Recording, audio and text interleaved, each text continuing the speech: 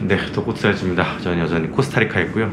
여기가 정말 뭐랄까 이 방이 영상을 찍기 너무 좋은 그런 환경이에요. 저희 원고 없이 얘기를 하는데 원고 없이 그냥 뭐랄까 투자에 대한 이야기든 뭐 이런저런 이야기하기 되게 좋은 환경인 것 같아요. 그래서 또 어제 이어서 제가 영상을 찍게 되는데 도코트라즈입니다. 제 단톡방에 있는 분하고 이야기를 하다가 부자들에 대한 투자 방법에 대해서 얘기를 했어요. 우리가 이제 구루들의 그 투자 방법, 뭐 구루들의 책 이렇게 하면 굉장히 지루하게 막 생각을 하잖아요. 뭐 천편일률적인 이야기라 뭐 쌀 때 사서 비쌀 때 팔아라 뭐 이런 이런 얘기들이 나오니까 굉장히 좀 지루하다 이렇게 생각을 하실 거고 고리타분하다 생각을 하실 거예요.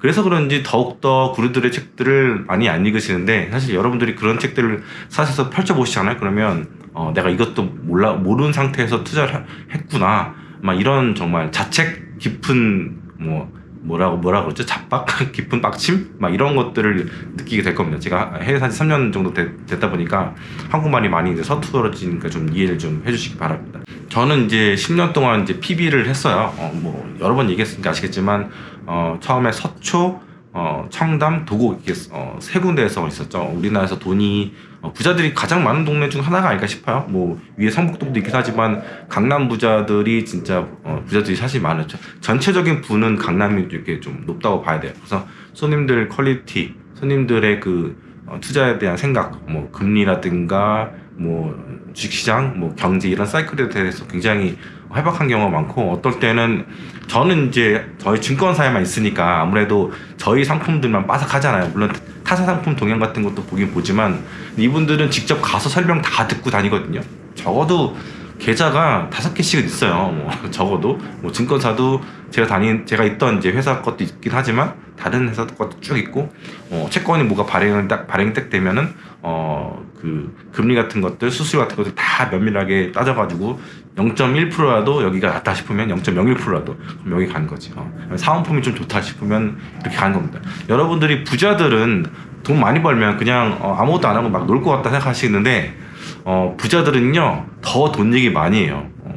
어떤 분이 얘기하시더라고. 너 주식투자로 돈 벌었으면은 뭐하러 유튜브하고 뭐하러 해외 고생하면 나가냐 이렇게 얘기하는데, 부자들을 제가 10년 동안 봤잖아요. 대부분의 사람들보다 많은 부자들을 봤고, 그리고 그 사람들하고 무슨 얘기를 하냐면 대부분 돈 얘기를 많이 한단 말이에요. 그러면은 그분들의 고민이라든가 어떻게 요즘 돈을 굴리고 있는지에 대한 이야기들을 듣고, 또 실제 저랑 이렇게 주식 투자를 하고 채권 투자를 하고 뭐 금융상품을 매입하고 뭐 이런 것 절차들을 이렇게 거치면서 또 세금 이야기도 많이 하죠. 그렇다 보면은 이분들이 어떤 생각을 하시는지, 물론 다 똑같다라고 할 수는 없겠지만 뭐 손님마다 다 다른 그런 기준들이 있죠. 근데 그분들의 이제 노하우라든가 이런 것들을 좀 볼 수 있습니다. 특히 이제 강남 같은 경우에는 그 사업하시는 분들이 되게 많아요.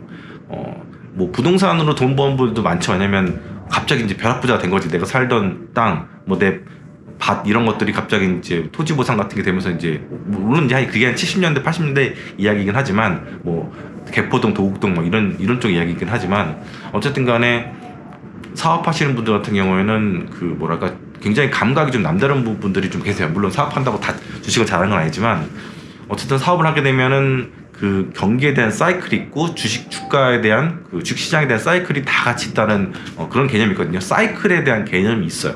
왜냐면 그 사이클을 알아야지만이 내가 적정하게 원재료를 매입하고 또 사람들을 뽑고 또 여러 가지 재고 같은 것들을 쌓아놓고 이런 것들에 대한 감이 있어야 되거든요. 근데 만약에 그런 사이클에 대한 감이 없다면은 사업 망하죠. 뭐 재고 엄청나게 많이 늘어나기도 하고 또 사업이 잘못돼가지고 흑자 도산을 할 수도 있고, 이런 일들이 실제로 제 주변에서 많은 분들을 제가 봤죠.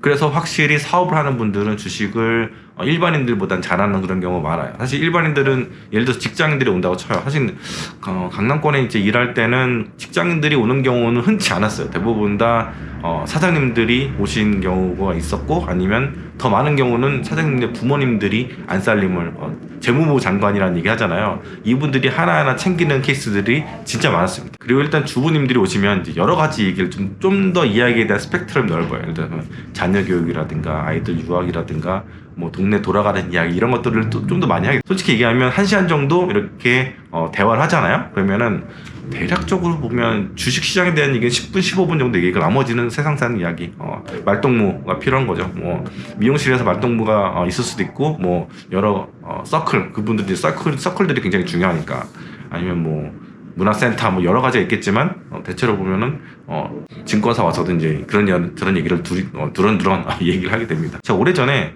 4억이 12억 된 이야기, 주식 투자를 4억을 했는데 1년 만에 12억이 된 그 스토리를 이야기한 적이 있었거든요. 그분 같은 경우는 뭐 리만 사태가 터지고 나서 몇 년 뒤에 거의 뭐 주식시장이 코스피가 1100 뭐 이 정도 수준일 때, 이 수준 때 들어가가지고 그 다음에 이제 정리를 하셨어요. 그러니까 완전 바닥에 들어가신 것도 아니고 그 어느 정도 바닥에서 뭔가 위험이 좀 어느 정도 매크로에 대한 리스크가 좀 해결이 된 상태에서 좀 올라온 코스피가 올라온 상태에서, 왜냐면 코스피가 리만 때 892포인트까지 갔었으니까 반대한 상태에서 들어가신 거거든요. 그 다음에 이제 좀 더 올라가니까 나온 거예요. 어쨌든 간에 300%라는 기록적인 수익률을 1년 만에 기록을 한 거죠. 그때 샀던 종목들은 KT, 호텔신라, 대우조선해양, 삼성중공업 이 정도 샀던 것 같아요. 그러니까 굉장히 뭐 특출난 무슨 미래에 대한 막 엄청난 그런 종목을 산 것도 아니고 딱 우리가 잘 알고 있는 우량주를 그냥 산 거죠. 적어도 30년, 40년, 50년 이렇게 비즈니스를 계속해서 잘 유지했던 그런 기업들의 주식을 산 겁니다. 하지만 다른 점이 있다면은 이분은 현금을 쭉 갖고 계시다가 시장이 굉장히 어려워졌을 때, 그리고 조금 풀렸을 때, 좀 안정적일 때, 이럴 때 기업이 완전히 힘들 때가 아니라 좀 어느 정도 회복이 됐을 때 그때 이제 들어가셔서 큰 수익률을 낸 거죠. 1년 동안에 300% 수익률을 낸다는 건 쉽지가 않고, 또 여러분들 뭐 몇천만 원 정도 이제 수준으로 이렇게 주식 투자하신 분들이 대부분이실 거예요. 저도 이제 증권사에 있다 보니까 오는 손님들 보면은 다마가 보이잖아요. 계좌를 열어서 다 보니까. 그리고 처참한 그 광경들 마이너스 30-40% 이런 것들 이제 보고 이제 상담을 오시는데, 여러분들이 이제 만약에 4억이라면 조금 레벨이 다르죠. 조금 부담감도 다르고, 3천만 원, 4천만 원, 뭐 5천만 원 이걸 잃어버리는 거랑 4억을 한 번에 몰빵을 빵 어느 시점에 해가지고 이렇게 투자를 하는 거랑은 조금 클래스가 좀 다르다고 저는 보고 있고요. 또 그 위에 또 이제 10억대, 20억대 이런 종목, 이런 분들도 또 다른 클래스를 이제 보이는 경우가 또 있죠. 어쨌든 간에 제 생각에는 그래요. 그 주식을 담화가 좀 큰 분들은 늘 주식시장에 있지 않는 경우들 종종 봤어요. 예를 들자면 주식시장이라는 게 변동성이 굉장히 심하잖아요. 그렇죠? 그리고 대부분 개인들은 변동성에서 다 깨진다 이 얘기를 드렸고, 삼성전자가 40년 동안 쭉 우상향하면서 왔지만 그 아래 중간중간에는 엄청난 굴곡이 있었고, 이 엄청난 굴곡에서 사람들이 대부분 터졌고, 딱 차트로 봤을 때는 굉장히 쉽구나, 그냥 사서 갖고 있으면 되는구나, 이렇게 사후적으로 생각할 수 있는데, 어쨌든 그렇다 하더라도 여러분들이 엄청난 구덩이, 범피로드 요거를 이겨내려면은 멘탈이 굉장히 중요한데, 이 멘탈은 타고나는 경우가 있고 학습되는 경우가 있는데, 여러분들이 타고나는 경우는 제가 볼 때는 거의 마라톤에서 황영조급 굉장히 찾기 힘든 천연기념 같은 그런 존재들이라 볼 수 있을 것 같고, 나중에 이제 개발되는 케이스들은 진짜 공부를 많이 하셔야 되는 분들이고, 구로의 책들도 많이 보셔야 되고, 주식시장에 대한 해박한 지식도 있어야 되고, 또 아마 업계에 있으면서 많은 것들을 또 공부하시는 그런 분들이 좀 가능성에 가깝다 그렇게 보시면 될 것 같은데, 일반인들 같은 경우는 그렇게까지 가는 데는 쉽지 않다 이렇게 볼 수가 있죠. 아무튼 진짜 찐부자들은 뭐 자산이 현금 자산이 몇백억씩 되신 분들, 이런 분들 같은 경우에는 늘 시장에 돈을 넣지 않고 폭락이 올 때 그때마다 들어가서 나중에 어느 정도 어깨까지 오거나 머리끝까지 시장에 왔을 때 과열될 때 팔기보다는 어느 정도 많이 반등했을 때 팔고 나오시는 경우가 더 많았어요. 근데 일반인들이 볼 때는 아니 주식시장이 지금 완전 과열이고 이때 팔아야지 왜 좀 먼저 팔아가지고 남들보다 수익이 좀 더 적게 나왔을까 이렇게 비난할 수 있는데, 그분들은 그분들의 게임을 한 겁니다. 적당하게 먹고 적당하게 나온 거예요. 정말 무릎에서 사서 어깨에서 판다는 그 진리를 제대로 보여준 겁니다. 예를 들자면 아까 제가 4억에 사서 10억에 팔았다, 2011년도쯤에 주식을 사가지고 12년도 정도에 팔았겠죠. 이분 같은 경우에도 지금까지 주식 갖고 있었다면 더 큰 이익이 있었겠죠. 근데 아니면 아닐 수도 있죠. 왜냐면 그 뒤로 조선주라는 게 또 이렇게 꼬꾸라진 분이 있긴 하니까. 어쨌든 이분의 자산으로 본인이 원하는 만큼 이상의 수익을 얻고 나간 거예요. 털고 나간 거예요. 그 뒤로 다시 주식시장에 들어오지는 않으신 것 같다는 생각이 드는데, 자세히 뭐 저랑만 거래한 게 아니고 다른 데랑도 거래할 수 있으니까. 근데 제가 지점을 떠나는 2017년도까지는 그분은 단 1원도 투자하지 않으시더라고요. 아마 제 생각에는 그 10억을 가지고 강남에 있는 부동산을 현금 100% 사지 않으셨을까 그런 생각합니다. 그렇게 따지면은 지금 또 그 12억이 몇십억도 될 수도 있겠죠. 왜냐면 그때 당시에 부동산이 굉장히 가격이 저렴했었거든요. 너무 저렴해가지고 그때 당시에 이제 몇 년 뒤에 박근혜 정부가 이제 집 좀 사라고 하면서 돈을 막 풀기 시작하고 뭐 이런 일들이 시작이 됐으니까. 아무튼간에 정말 그 시공을 초월하는 진리는 저가에 사서 고가에 파는 게 정답이에요. 고가에 사서 고가에 파는 그런 스타일도 맞긴 맞죠. 요즘 추종 매매가 굉장히 뭐 대세처럼 막 사람들이 얘기를 하니까. 근데 벤치마크는 벤치마크예요. 여러분들이 다른 사람의 페이스에 휘말리지 않았으면 좋겠어요. 여러분들 자신의 그 게임을 하시길 바라요. 여러분들 투자를 하시고, 남들이 제가 저번 영상에도 얘기했었지만 경리가 앞에서 10억을 벌든 간에 그 사람은 그 사람 거고, 나는 나만의 그 투자 방법으로 투자를 계속 하셨으면 좋겠다. 저는 이 얘기를 또 다시 한번 드립니다. 부자들도 포모에 빠지는 경우가 종종 있죠. 근데 저는 좀 여러 가지 이제 부자들의 그 주식을 접근하는 그런 스타일들을 알고 있기는 하지만, 가능하면 좀 성공한 사람들, 여러분들한테 좀 걸맞는, 여러분들이 이제 벤치마크 하기에 좋은 그런 스타일들을 좀 말씀을 드리고 싶어요. 폭락에 사서 고가에 팔라. 고가도 남들이 막 정말 과열 때 그때 파는 것도 좋긴 좋겠지만, 과열을 누가 알겠어요.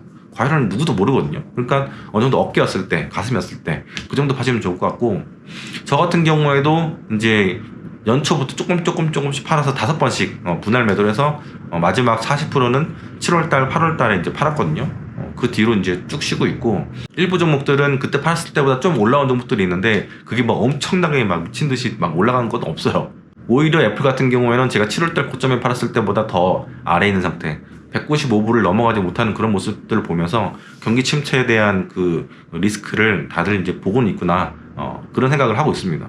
많은 주린이들이 뭐 엔비디아가 올해 뭐 3.5배가 올랐다 그런 것들 때문에 굉장히 자책을 하고 있는 것 같기도 하고, 뒤늦게 이제 포모에 걸려가지고, 코로나보다 더 무섭다는 포모에 걸려가지고 뒤늦게 이제 따라서 사고 막 이런 케이스들이 있는 것 같아요. 또 막 레버리지 막 뭐 3배 테슬라 레버리지 막 이런 거 사고 막 그런 것 같은데, 저는 그런 생각도 해요. 뭐 그런 것도 한번 사봐서 한번 망해보고 손실도 보고 그러면서 경험을 해본 거죠. 뭐 우리가 뭐 주식 투자할 때 보면은 경험이라는 게 굉장히 중요한데, 늘 성공하는 개념, 그런 경험보다는 실패하는 경험 통해서 더 많이 배우거든요. 근데 배우는데 다시 까먹는 케이스도 굉장히 많죠. 사실 대부분 까먹긴 까먹는데, 어쨌든 간에 경험을 한 번이라도 해보고 주식시장에서 좀 조금씩 성장해 가는 게 나쁘지 않다, 그렇게 생각하고요.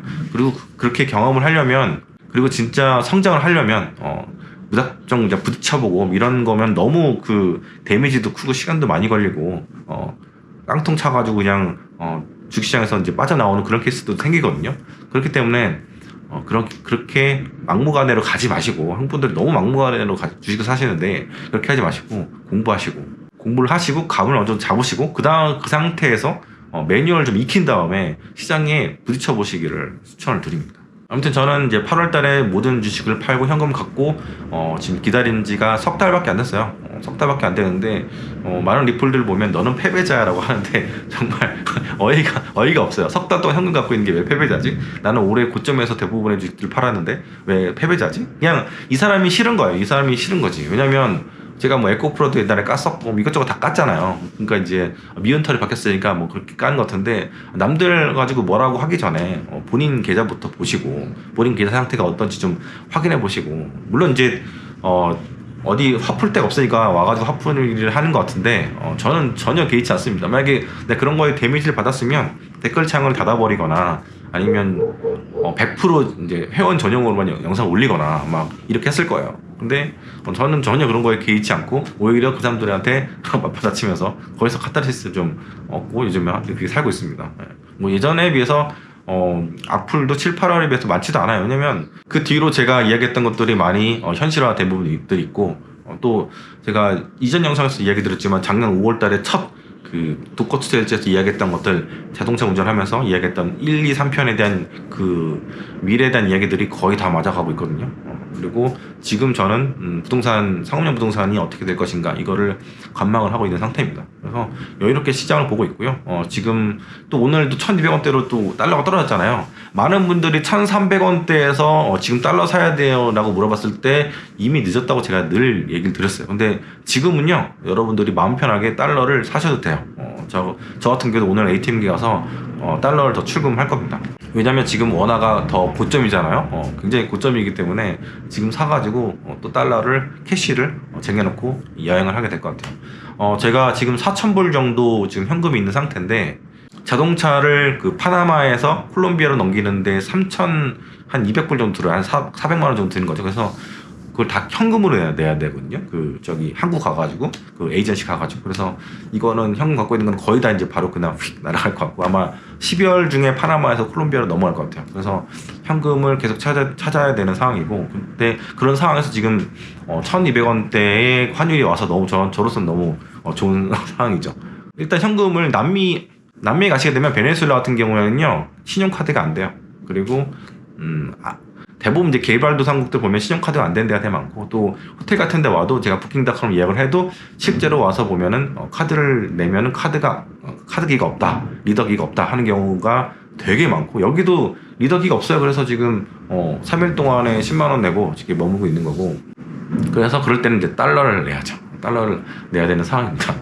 그리고 ATM기에서 출금이 안 되는 경우가 있어요. 제가 지금 출금 카드가 2개가 있는데 출금이 안 되는 그런 상황일 때는 현금으로 한 달을 살든 2주를 살든 해야 되거든요. 그럴 때는 정말 현금이 없으면, 달러가 없으면 안 되거든요. 그래서 미리미리 달러는 3,4,000불 정도, 제가 한 달에 350에서 400만 원 정도 쓰거든요. 그러니까 한 3,4,000불 정도는 넉넉하게 갖고 있어야지 안전하게 여행을 할 수 있습니다. 그리고 한 번 출금을 할 때 5불 정도, 5,000원 정도가 수수료가 나오는 나라들이 있고, 또 8,000 정도 나오는 나라 있거든요. 그러니까 이제 그 수수료가 적은 나라에서는 많이 찾아놓는 게 좋죠. 그리고 그럴 때 이제 환율이 아무래도 원화가 강세일 때, 200원대일 때, 이럴 때 이제 출금하면 베스트고, ATM기에서 1회 출금 한도가 있잖아요. 한국 같은 경우는 70만 원이잖아요. 여기 중미 같은 경우에는 30만 원인 나라들이 있고 60만 원인 나라가 있는데, 아무래도 60만 원 나라에서 한 번에 다 찾는 게 유일하잖아요. 그래서 늘 저는 돈을 찾을 때 현금은 그 맥시멈 다 찾는데, 다시 이제 제가 차를 이제 배로 보낸다고 3,200불 정도 쓰게 되면은 이제 800불 남잖아요. 그러면 한 달 생활비도 안 되는 거잖아요. 그래서 또 3,000불 정도를 더 추가로 찾아야 되는 상황이에요. 그러면 거의 6번 정도를 출금해야 되고, 수수료만 3, 4만 원 내야 되는 그런 상황이죠. 어쩔 수 없죠. 인프라가 안 돼 있는 나라들도 있고, 또 미래를 대비하는 그런 보험적인 그런 성격이 있기 때문에 달러는 늘 갖고 다니시는 게 좋습니다.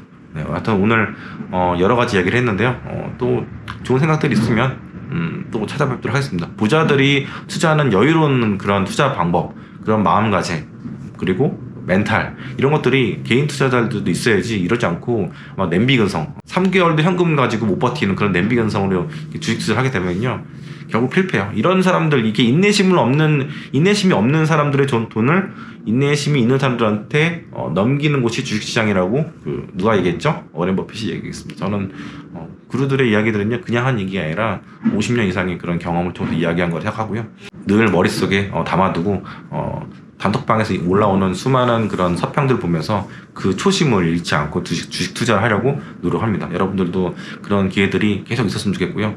오늘도 멘탈 잘 지키시는 그런 하루가 됐으면 좋겠습니다. 감사합니다.